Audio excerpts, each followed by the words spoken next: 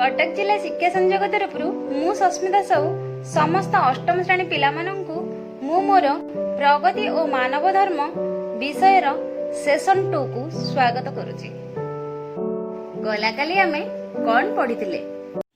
आमे दिन को दिन जेते प्रगतिकारी चलुचे सेते सेते व्यक्ति केन्द्रिक होई चलीचे।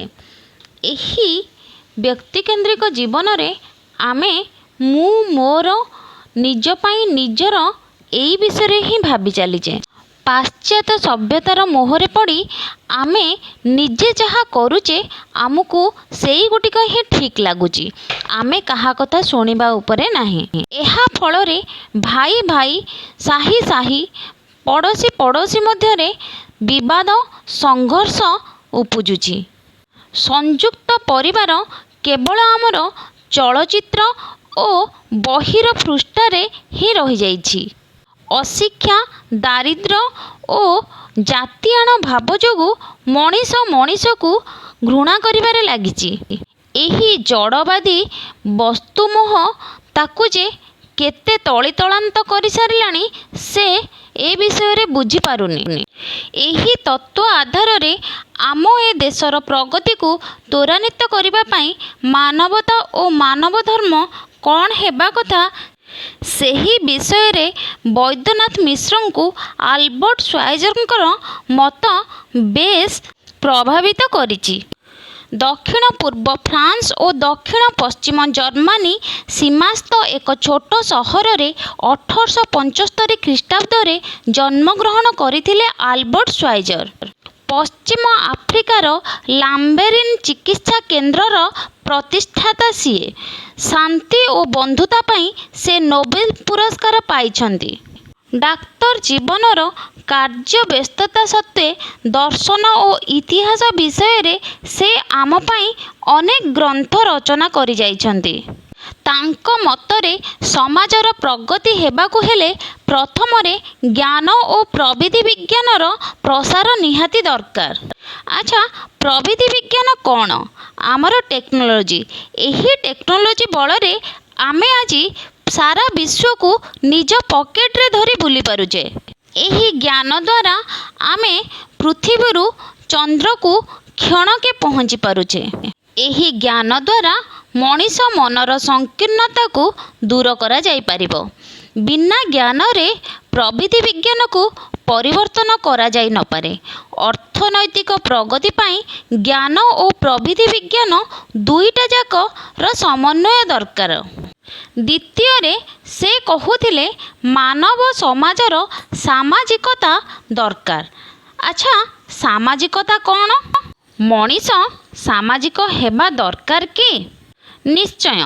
मनीष मु तत्वरु बाहरी किछि समय समाज को देबा दरकार। केमिति देब? स्वार्थलिप्स भावना त्याग करी समाजर व्यापकता देखिबा दरकार। एबे आमे बेसी निज कथा भाबुने कि? निजे भल खाइबा, निजे भल पिंधिबा, तेणिकी संसार जाऊ भासी। सेमिति भल कि? ना, निजे बंचिबा सह अन्य को बंचिबार सुजोग देबा दरकार। एहा द्वारा आम हृदयर व्यापकता जना पड़िबो। मनर व्यापकता जेते बढ़िबो आमे समस्तंक सह सेते अधिक मिसी पारिबा। ता फलरे गोटिए बंधुतापूर्ण परिवेश सृष्टि हेबो, जहाँ फलरे समस्ते निज मध्यरे खुशी को बांटी पारिबे एवं समस्ते खुशी रे रहिले नुआ किछि करिबार उद्दीपना जाग्रत हेबो। तेणु सेथिपाई ज्ञानर प्रगति सह समाजर प्रगति निहाती दरकार। समाजर प्रगति पाई मनर प्रगति दरकार। मनर प्रगति केमिति हेबो? मनरे प्रगति आनिबाकु हेले आग आमको निज भितरु अहं को बाद देबाकु हेबो। आउ जेतेबेले मनरे प्रगति आसीबो तेबे समाजरे प्रगति आपे आसीजिबो। आम पाई ସୁସ୍ଥ ସମାଜର ଆବଶ୍ୟକତା ନିଶ୍ଚୟ ରହିଛି। ତେଣୁ ସେ ତୃତୀୟରେ କହିଯାଇଛନ୍ତି ଜ୍ଞାନ ଓ ସମାଜର ପ୍ରଗତି ସହ ଆଧ୍ୟାତ୍ମିକତା ମଧ୍ୟ ଦରକାର। ଆଧ୍ୟାତ୍ମିକତା କ'ଣ? ଆଧ୍ୟାତ୍ମିକତା କହିଲେ ଆତ୍ମାର ବିକାଶ ବା ପ୍ରାଣର ବିକାଶ। ଆମର ଏହି ଜଡ଼ ଶରୀର ଭିତରେ ଏକ ଦିବ୍ୟ ଆଲୋକ ରହିଛି। ସେହି ଦିବ୍ୟ ଆଲୋକକୁ ଉଜ୍ଜୀବିତ କରି କାର୍ଯ୍ୟକ୍ଷମ କରିବାକୁ ହେବ। ପ୍ରବିଧି ବିଜ୍ଞାନ ବା ଟେକ୍ନୋଲୋଜି ଭୌତିକ ବସ୍ତୁର ବିକାଶରେ ସାହାଯ୍ୟ କଲାବେଳେ ଆଧ୍ୟାତ୍ମିକତା ଆତ୍ମାର ବିକାଶରେ ସାହାଯ୍ୟ କରେ। ତେଣୁ ସମାଜର ପରିବର୍ତ୍ତନ ବା ବିକାଶ ପାଇଁ ବିଜ୍ଞାନ ଓ ଆଧ୍ୟାତ୍ମିକତା ଦୁଇଟି ଯାକର ସମନ୍ୱୟ ଦରକାର। କେତେ ସୁନ୍ଦର ମତାମତ ଦେଇଛନ୍ତି। ପ୍ରବିଧି ବିଜ୍ଞାନ, ସାମାଜିକତା ଆଉ ଆଧ୍ୟାତ୍ମିକତା, ଏଇ ତିନୋଟି ଆମ ଜୀବନରେ ନିହାତି ଦରକାର। ଆଚ୍ଛା କହିଲ ଦେଖି, ଆମେ କ'ଣ ମଣିଷ ହୋଇପାରିବାନି?